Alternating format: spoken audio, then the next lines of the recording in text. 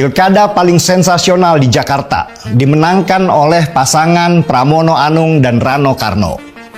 Kenapa saya bilang sensasional? Karena Jakarta adalah pusat perhatian nasional. Dan di Jakarta juga dipertontonkan secara nasional bagaimana PDI Perjuangan berjuang sendirian melawan seluruh partai yang berkoalisi dengan nama Kim Plus yang mengusung pasangan Ridwan Kamil dan Suswono dari PKS. PDI Perjuangan menang. Ini pertarungan David melawan Goliat.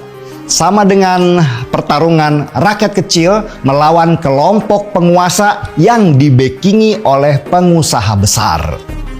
Kemenangan Pramono Anung sebagai kader PDI Perjuangan pun disambut sorak-sorai oleh warga Jakarta yang lega. Terutama para janda yang merasa terhina karena ucapan pasangan Ridwan Kamil dan Suswono. Tapi kemenangan PDI Perjuangan di Jakarta, di Bali, dan beberapa daerah lainnya, ini rupanya memantik kemarahan luar biasa dari koalisi partai yang bernama Kim Plus ini. Mereka nggak puas karena merasa ada penghalang dalam mengangkangi kekuasaan yang sudah ada di dalam genggaman mereka, yaitu dari Partai Merah atau PDI Perjuangan. Selama ini memang hanya PDI Perjuanganlah yang tidak mau bergabung di dalam Kim Plus, dan ini berbahaya buat koalisi partai besar itu. Sejak ide presiden 3 periode, juga perpanjangan jabatan presiden yang diinisiasi oleh mantan Presiden Jokowi, hanya PDI Perjuanganlah yang menolak mentah-mentah sehingga partai itu akhirnya dikucilkan. Bahkan kabarnya memang mau dihancurkan supaya para penguasa bisa berkuasa tanpa ada yang menghalangi mereka. Ini nih, rakyat Indonesia harus berterima kasih kepada Megawati Soekarno Putri, Ketua Umum PDI Perjuangan, yang tidak pernah mau kompromi jika itu melanggar konstitusi.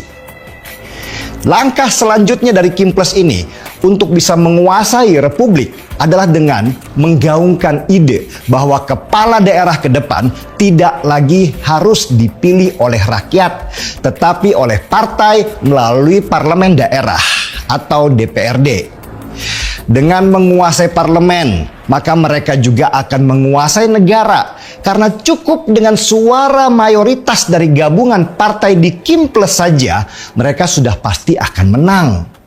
Dan kepala daerah yang mereka pilih nanti adalah boneka-boneka mereka. Seperti contohnya Ridwan Kamil dan pemimpin daerah dari Kim Plus lainnya. Dan jika pemilihan kepala daerah lewat DPRD ini nanti terjadi, maka suara rakyatlah yang akan hilang, akan dikebiri, sehingga mau nggak mau kita harus manut saja dengan kepala daerah pilihan mereka, seburuk apapun sifat calon kepala daerah itu. Dan PDI Perjuangan pelan-pelan nanti akan tersingkir, bahkan akan dipecah dari dalam lewat dualisme internal seperti yang pernah dilakukan ke Partai Demokrat dan PKB meski akhirnya gagal. Situasi ini seperti dejavu ya, atau kembali ke masa Orde Baru saat Presiden Soeharto berkuasa 32 tahun lamanya. Dulu itu, sebelum era reformasi tahun 1998, semua kepala daerah dipilih oleh partai yang selalu berkuasa, yaitu Golkar. Rakyat nggak boleh memilih dan harus menerima saja pilihan mereka. Ketika nanti rakyat berhasil dibungkam, maka korupsi akan terjadi di mana-mana. Negara dikuasai oleh kroni dan keluarga mereka.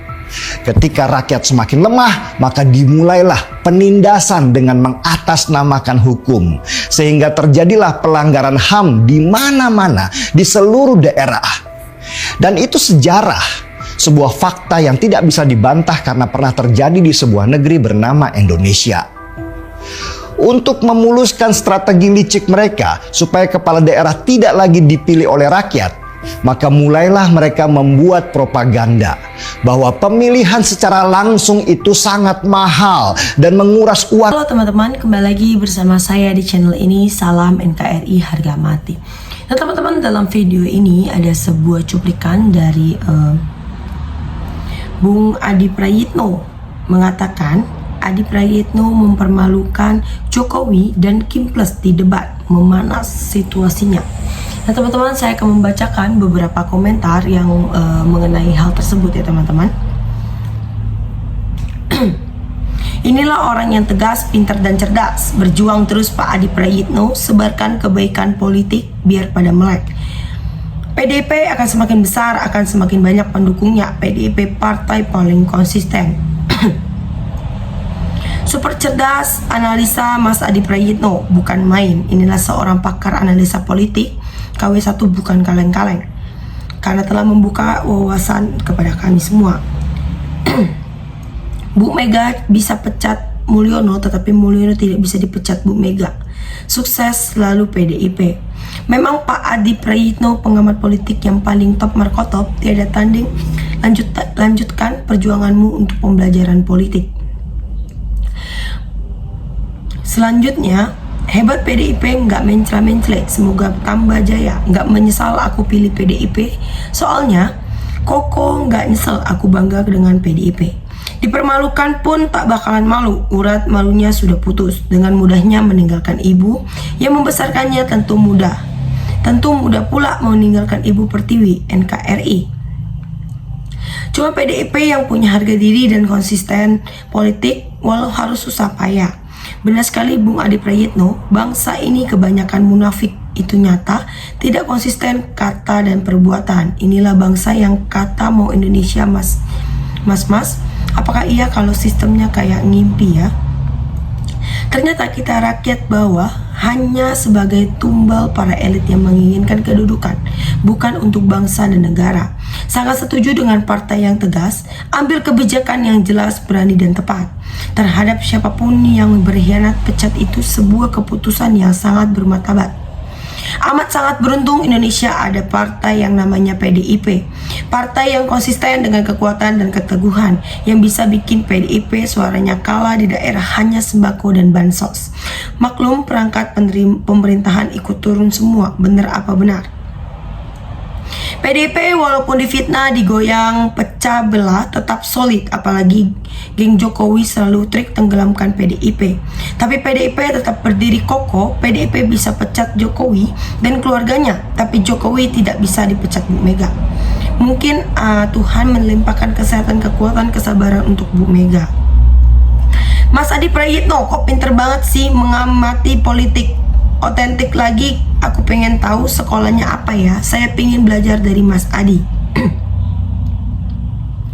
Dulu saya salut sama PKS, dulu saya benci sama PDIP, tetap tegar PDIP. Partai yang gabung dengan pemerintahan takut kalau nggak dapat jatah. Yang jelas para pemilih udah kena tipu oleh elit partai-partai opportunities. Percuma ada pemilu juga, hambur anggaran dan hambur parah. Intinya partai-partai yang tidak konsisten tujuannya hanya ingin menjabat. Makanya saya pilih PDI, orang-orangnya konsisten, nggak kayak partai lain mencela-mencela. Mantap pengamat politik. Adi Prayitno sekali Adi tetap jelas benar apa yang diucapkan. Semoga bangsaku sadar hidup ini cuma sementara. Yang atas mikir, yang bawah biasa jalan yang dengan baik, tentram bisa berbudi luhur. Ada persekongkolan jahat untuk menjatuhkan PDIP untuk tujuan 2029 sama kejadian zaman Orde Baru. Sebenarnya orang Jawa mempunyai milik mendem, jeru budi pekerti Mulyono. Mulyono mempunyai ambisi kekuasaan untuk anak dan keluarganya. Para tanpa PDIP dia tidak bisa mengajukan pilihan gubernur, pilihan wali kota, pilihan gubernur, pilpres payah.